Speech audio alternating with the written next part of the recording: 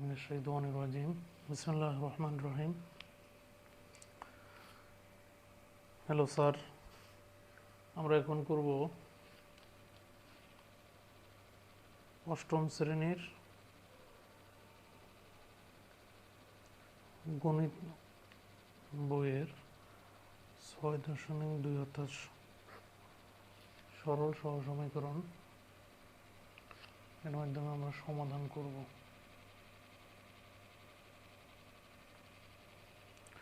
বিষয়টি খুবই সহজ।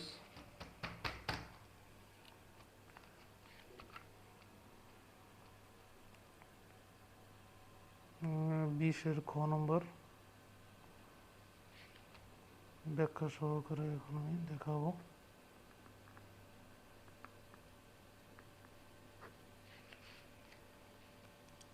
লেখের সাহায্যে সমাধান করো। x plus 4y equal to কত? 11। এটা আমরা সমীকরণে 1 ধরলাম।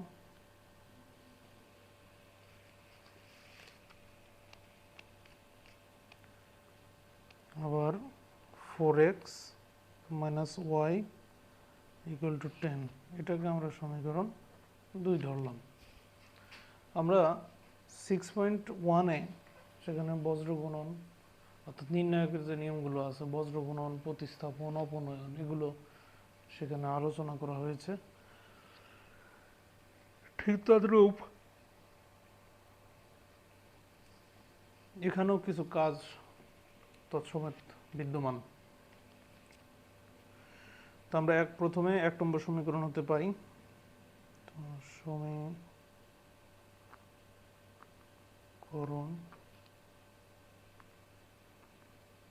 1 নম্বর হতে পাই x plus 4y equal to 11।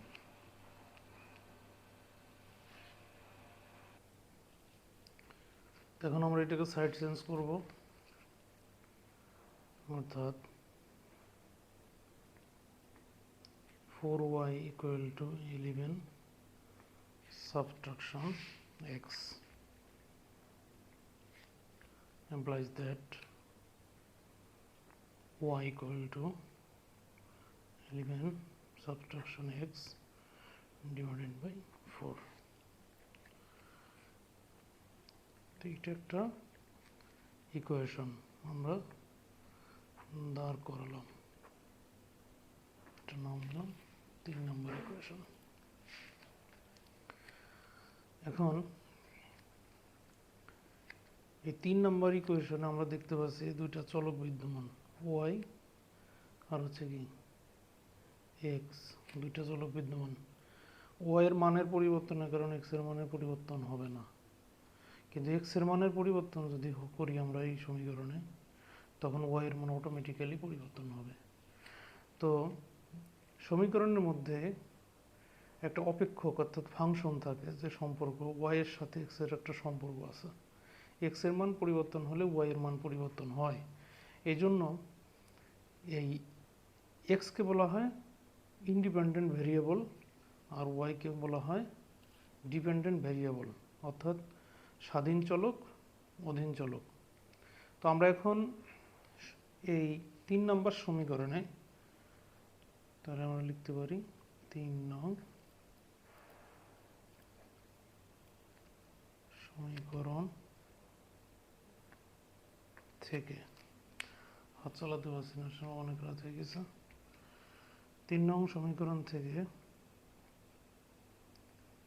x এর বিভিন্ন মানের জন্য y এর বিভিন্ন মান বের করে পাই। এটা আমরা সূচির মাধ্যমে আমরা এখন দেখব। একটা সূচি আমরা এখানে নেব, মিনিমাম 4টা মান আমাদেরকে, অর্থাৎ 2 জোড়া মান আমাদেরকে কি করতে হবে? বের করে দেখাতে হবে। লেখচিত্রের জন্য। তাহলে আমরা কয়টা চলক আছে এখানে? দুইটা, কে আছে এক্স আর হচ্ছে ওয়াই। তাহলে আমরা দুইটা আনুভূমিক সারি নেব, এক্স ওয়াই, 1 2 3, চারটা ঘর হয়ে গেছে, 1 2 3 4। আমরা এখন দেখছি যে এক্স এর পরিবর্তনে এখানে এই রাশির মধ্যে, অর্থাৎ 3 নম্বর সমীকরণে এক্স এর মান যদি আমরা -1 বসাই তাহলে কত আসে? এখন প্রশ্ন হতে পারে -1 বসাবো কেন, অন্য কিছু তো বসাতে পারতাম। হ্যাঁ, আমি অবশ্যই বসাতে পারতাম। আমাকে খেয়াল করতে হবে এখানে কত বসালে ওয়াই এর মান সর্বনিম্ন পাওয়া যায়, এরকম একটা সিকোয়েন্স আমাকে আসতে হবে। তবে যে কোনো মান বসানো যেতে পারে, ক্যালকুলেশন করলে ওই সমেত মান আসবে। বড় মান নিলে গ্রাফ অনেক বড় হয়ে যাবে, আর যদি ছোট ছোট মান নেই তাহলে গ্রাফটা খুব সংক্ষিপ্ত, চিত্র একই হবে, অর্থাৎ গ্রাফের চিত্র কোনো পরিবর্তন হবে না, শুধুমাত্র আকার আকৃতির পরিবর্তন হবে। তাহলে আমরা -1 যদি বসাই তাহলে 11 থেকে -1 বাদ দিলে কত হবে? সরি, এটা একটু আমরা রাফ করি। এখানে -1 নেওয়ার কারণ হচ্ছে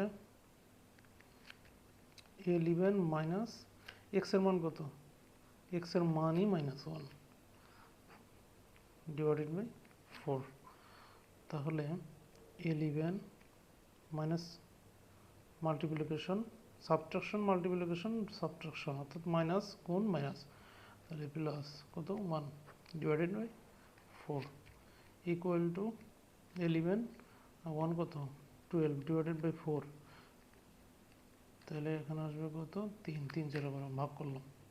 আমি একটা করে দেখালাম, এরকম প্রত্যেকটা করা লাগবে, প্রত্যেকটা করে করে সরাসরি হোক বা সংক্ষিপ্তভাবে হোক করে এটা সঠিকভাবে মানটা বসাতে হবে। তাহলে এটা 3 হলো। এখন আমি দেখি যে দ্বিতীয় মানটা কত বসানো যেতে পারে। দ্বিতীয় মানটা যদি আমি 3 বসাই তাহলে 11 থেকে 3 বাদ দিলে 4, 11 থেকে 3 বাদ দিলে 8, 8কে যদি আমি 4 দিয়ে ভাগ দিই তাহলে কত হবে? 2 হবে। ওকে, আবার এখানে যদি আমি 7 বসাই, 11 থেকে 7 বাদ গেলে 4, তাহলে 4কে 4 দিয়ে ভাগ দিলে কত হবে? 1 হবে। আবার আমি এই এক্স এর পরিবর্তে এখানে আমি কত বসাবো? -5 বসাই। -5 বসাইলে এই মাইনাস আর এই মাইনাস গুণ করলে প্লাস, আর 11, তাহলে 16, 4 সেটা কত 16, এখানে কত পাবো? আমি 16 পাবো। এখন দেখো এখানে কিন্তু আমি জোড়া পেয়ে গেছি, -1 এর সাথে 3 একটা জোড়া, 3 এর সাথে 2 একটা জোড়া, 7 এর সাথে 1 একটা জোড়া, -5 এর সাথে 4 একটা জোড়া।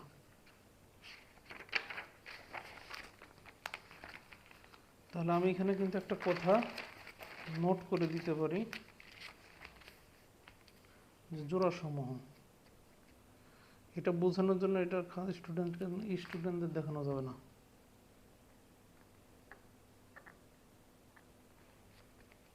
স্টুডেন্ট দেখানোর প্রয়োজন নাই। তাহলে জোড়া সমূহ কত আসবে?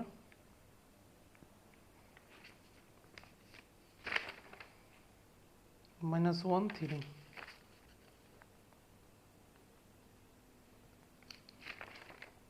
3 2,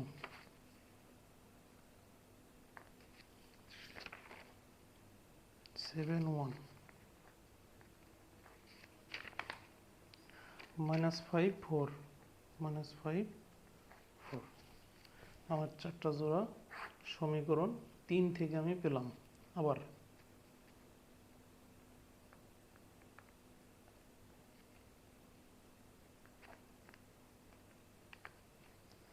সমীকরণ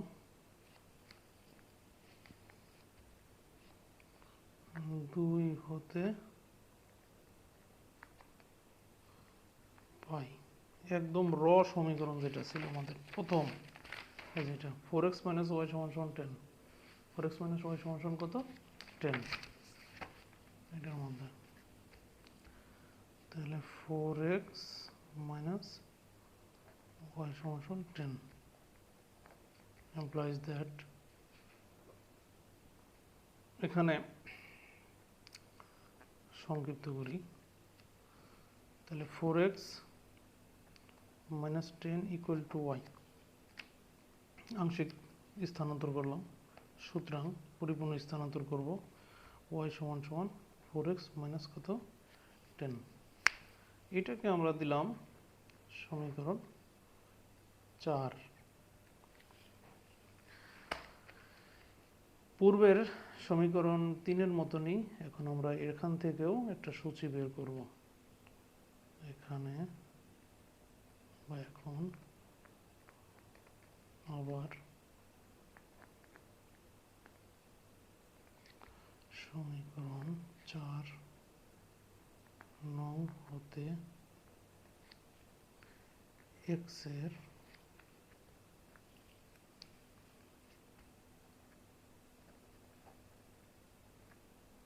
বিভিন্ন মানের জন্য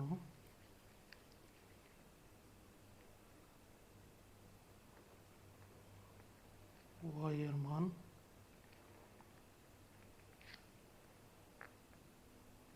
বের করে পাই ওকে আমরা সূচিটা তৈরি করে ফেলি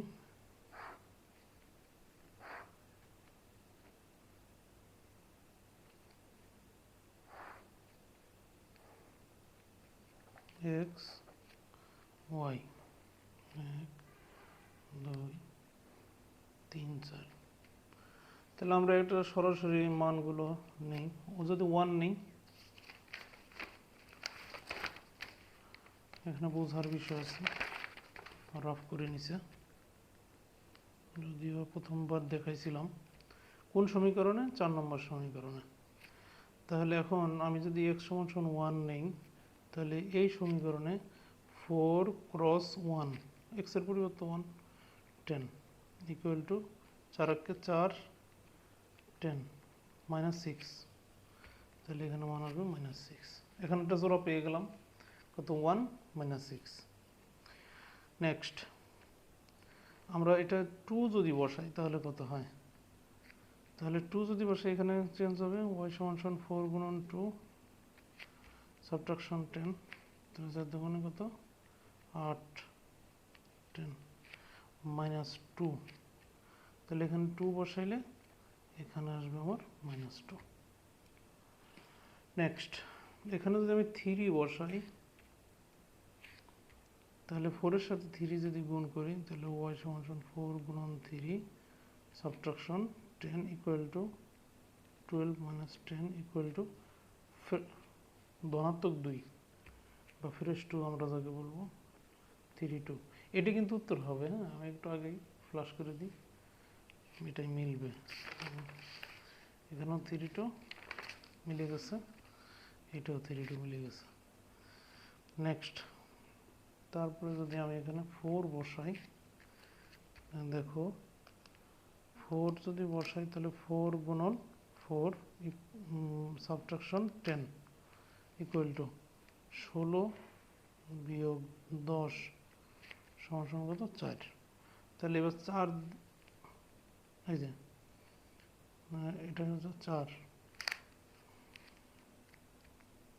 ভুল হলো 16 মাইনাস 10 16 মাইনাস 10 সমান সমান এটা হবে 6 এই যে সেই 6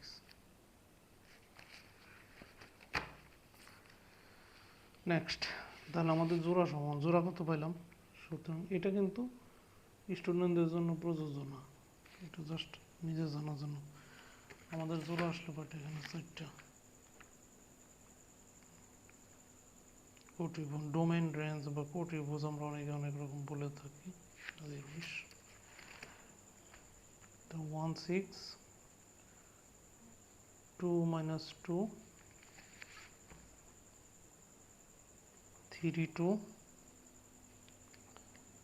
আর হচ্ছে গা 4 6 এই তো এখানে আমরা ধরে পেয়ে গেলাম 1 2 3 4 এখন আমাদের যেটা কাজ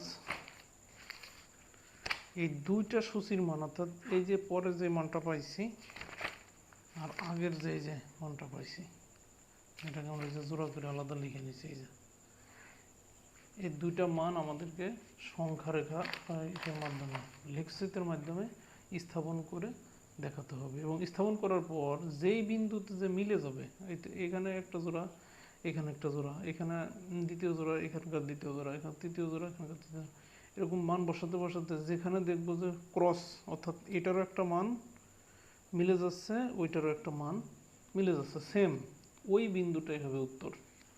তাহলে আমরা এবার একটা গ্রাফ পেপার এঁকে ফেলি এখানে।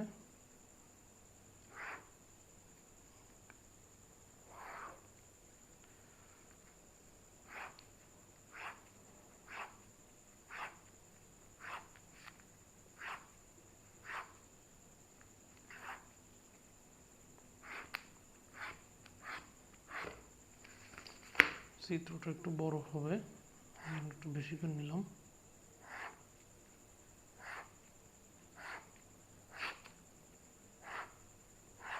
মানে পরে যাওয়ার কেওয়াজ বাদে ঝামেলা এড়ায় থাকা ভালো।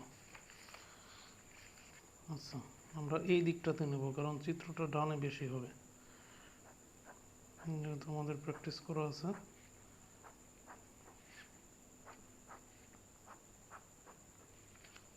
লাল কালি নিতে পারলে ভালো হয়, লাল কালি নিয়ে আসি, লাল কলম দিয়ে মার্ক করে দিই। আমরা পরীক্ষার খাতায় কিন্তু কোনোভাবেই লাল কালি ইউজ করা যাবে না, জাস্ট আমি বোঝানোর জন্য এখানে ক্যামেরা রেকর্ড হচ্ছে তাই ব্যবহার করতেছি। আপনারা স্যার লাল কালি ব্যবহার করবেন না, ঠিক আছে? নেক্সট, এখন আমরা প্রথম যে সূচির মাধ্যমে ভুজকটি পাইছি সেটা বসাবো একটা একটা করে। প্রথমে আসছে কত? -1 3 আমরা জানি যে প্রথমটা যদি মাইনাস প্লাসের একটা কাজ আছে এখানে, সংক্ষিপ্ত পদ্ধতি ভুজকটির, সেটা হচ্ছে এই -1, অর্থাৎ প্রথম সংখ্যাটা কন্ট্রোল করে হচ্ছে ডানে বামে, অর্থাৎ আমাদের অক্ষ যেটা আমরা নেব এটা এক্স প্রাইম, ওয়াই প্রাইম। তো এখানে যেটা আমরা নেব এই ডান বাম, যে Y X, Y prime, X prime, এই মাইনাস প্লাস একটা কাজ করবে, সেটা হচ্ছে যে ডান বাম নির্ণয় করবে। তো প্রথমে আছে আমাদের -1 3, তার মানে আমাদের যে ওয়াই অক্ষ আছে কোটির, এই কোটির ডান পাশে এক ঘর যাবে, তাহলে এক ঘর আসলো। এইবার দ্বিতীয়টা হচ্ছে উপরে নিচে, দ্বিতীয়টা উপরে, যেহেতু ধনাত্মক থাকলে উপরে আর ঋণাত্মক থাকলে নিচে, আর প্রথমটা ঋণাত্মক থাকলে হাতের বামে আর ধনাত্মক থাকলে হাতের ডানে। That's clear. আমি আবারও বলি, প্রথমটা কন্ট্রোল করবে ডানে বামে, প্রথমটা যদি মাইনাস হয় প্লাস হয় তাহলে ডানে, যদি মাইনাস হয় তাহলে বামে, দ্বিতীয়টা যদি প্লাস হয় তাহলে উপরে, সেই ঘরটা ঘর, অর্থাৎ এই অক্ষরেখা থেকে শুরু করে উপরে। আবার যদি দ্বিতীয়টা মাইনাস হয় তাহলে অক্ষরেখা থেকে নিচে। আশা করি বুঝতে পারছি। তো প্রথমটা আছে কি -1, তো -1 মানে এক ঘর আমার বামে আসলো। এবার দ্বিতীয়টা আছে কত? 3 ঘর উপরে উঠবে, তাহলে 1 2 3, এই যে এই বরাবর আসবে। তাহলে আমি এখানে এবারে স্থানাঙ্কটা লিখে দেব -1 3। ধন্যবাদ। নেক্সট 3 2, প্রথমটা আছে কি 3 মানে কি কয় ঘর? 3 ঘর, নিচে না উপরে, ডানে না বামে? ডানে। 3, তাহলে 1 2 3, এই 3 ঘর, ঘর ছোট বড় হওয়ার কারণে এরকম হয়েছে। কয় ঘর উপরে উঠবে? 2 ঘর, 1 2, তার মানে এখানে আসবে। এখানে আমি স্থানাঙ্ক মানটা লিখে নেব 3 2। ওকে, এরপর আছে 7 1, কি আছে 7 1, তার মানে প্রথমে আছে 7, দেখা যায় তাই না? তো এখানে ছিল কত -1, এই যে -1 থাকার কারণে এটা কয় ঘর উপরে উঠছে, এটা ডানে বামে গেছে 1 ঘর। আর পরে আছে কত 3, তাহলে কয় ঘর উপরে উঠবে 3 ঘর, 1 2 3, এই যে 3 ঘর উপরে উঠছে আর 1 ঘর বামে গেছে, তাহলে এই বিন্দু আমরা এখানে স্থানাঙ্ক মানটা লিখে দেব। নেক্সট আবার এখানে আছে কত 3 2 পরবর্তী জোড়া, তাহলে 3 মানে কি হাতের ডানে 3 ঘর, তাহলে 1 2 3। এবার পরে আছে কত 2, তাহলে উপরে উপরে 2 ঘর, 1 2 এখানে আমরা দিলাম। এর পরের জোড়া আছে 7 1, প্রথমে আছে 7, তার মানে 7টা ঘর এবার ডানের দিক যাবে। আমি আগে বলছিলাম চিত্রটা বড় হবে, তাহলে 1 2 3 4 5 6 7, এই যে 7 আসলো, পরে আছে কত 1, তার মানে উপরের দিকে 1 ঘর উঠবে +1, তাহলে এই বিন্দু আসবে। তাহলে এখানে হচ্ছে এখন 7 1, স্থানাঙ্ক মানটা আমি বসাই দিলাম।